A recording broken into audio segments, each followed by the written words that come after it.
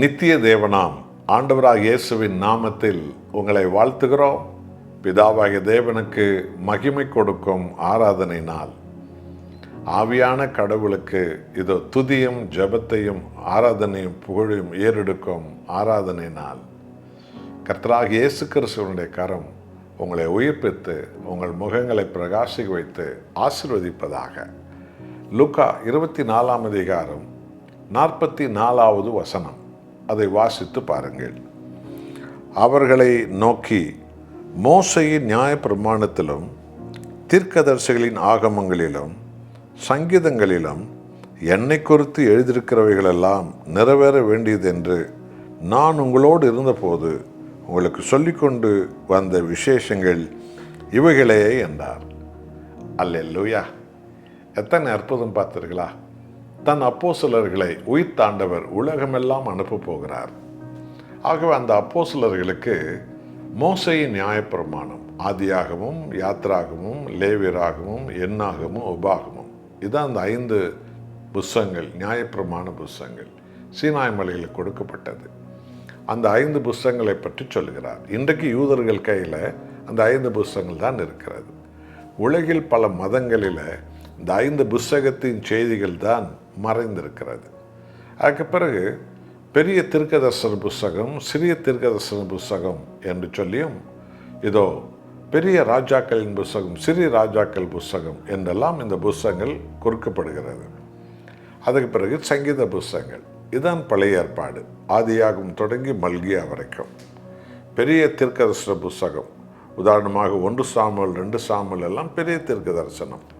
ஏசாயா, எசேக்கியேல், எரேமியா எல்லாம் பெரிய தீர்க்க தரிசனம். தானியேல், ஓசியா, மல்கியா வரைக்கும் சிறிய தீர்க்க தரிசனம்.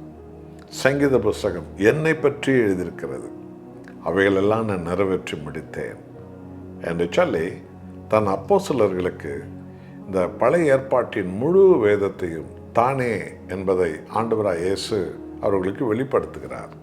இந்த ஆராதனை நாளில் சத்தியம் சபைகளில் போதிக்கப்படுகிறது. சத்தியம்தான் முதலிடத்தில் இருக்கணும். தேவனாக கர்த்தருக்கு தான் மகிமை கொடுக்கணும். ஆண்டவராக இயேசுவின் நாமம் உயர்த்தப்படணும். பிதாவாகிய தேவனுக்கு மகிமை செல்லணும். சத்தியத்தை அறிகிற அறிவையைத்தான் பரிசுத்த ஆவியானவர் கொடுக்கப்பட்டார். ஆர்ப்பாட்டங்கள், வீண் சத்தங்கள், வீண் குழப்பங்கள், சுய விளம்பரங்கள் எல்லாம் சபையில் ஒரு காலம் இருக்கக்கூடாது. சத்திய வசனம்தான் இருக்க வேண்டும். என்றால் வானம் அழிந்தாலும் பூமி அழிந்தாலும் என் வார்த்தை அழியாது என்றார். வசனம்தான் உங்களை சுகமாக்கும். வசனம்தான் உங்களை அபிஷேகிக்கும். வசனம்தான் உங்களை உயிர்ப்பிக்கும். வசனம்தான் உங்களுக்கு அடையாளங்கள், அற்புதங்களை கொண்டு வரும். என்றால் தேவன் வார்த்தையானவர். வார்த்தை தான் கிறிஸ்து இயேசு. ஆகவே இந்த பழைய ஏற்பாட்டு முழுவதும் இன்றைக்கும் யூதர்கள் கையில் அது இருக்கிறது. நானே என்றார் ஆண்டவராகிய இயேசு. இந்த ஆராதனை நாளில் உங்கள் இதயங்களில் ஆண்டவராக இயேசு கிறிஸ்து தானே இந்த வேத சத்தியங்கள் முழுவதையுமாய் உணர வைத்து, அந்த வார்த்தையினாலே, உயிருள்ள வார்த்தையால் நாம் எல்லோரும் மறுரூபமாகும்படி செய்து, அந்த சத்தியத்தை அறிகிற அறிவடைந்து அதன்படி வாழ்ந்து அதே எங்கும் எடுத்து போதிக்க, எடுத்து சொல்ல நம்மை ஆண்டவர் அபிஷேகிப்பாராக. ஜெபிப்போமா? நல்ல ஆண்டவரே, உலகமெல்லாம் போகக்கூடிய அப்போஸ்தலர்கள் இதோ யூதர்கள் கையில் இருந்த ஆதியாகமம் முதல் மல்கியா வரைக்கும் நீரே இயேசுவே என்பதை வெளிப்படுத்தினீர். என்னை பற்றி அவைகளெல்லாம் எழுதியிருக்கிறது, அவைகளை நிறைவேற்றி முடித்தேன் என்று சொன்னீர். இன்றைக்கு இயேசுவை உம்மை யார் விசுவாசிக்கிறானோ அவர் ரட்சிப்பை பெற்றுக்கொள்கிறான். இந்த ஆராதனை நாளில் வேத சத்தியத்தையே அறிகிற அறிவை உலகமெங்கும் சபைகள் அறியும்படி ஆவியானவர் முத்திரை போடுவீராக.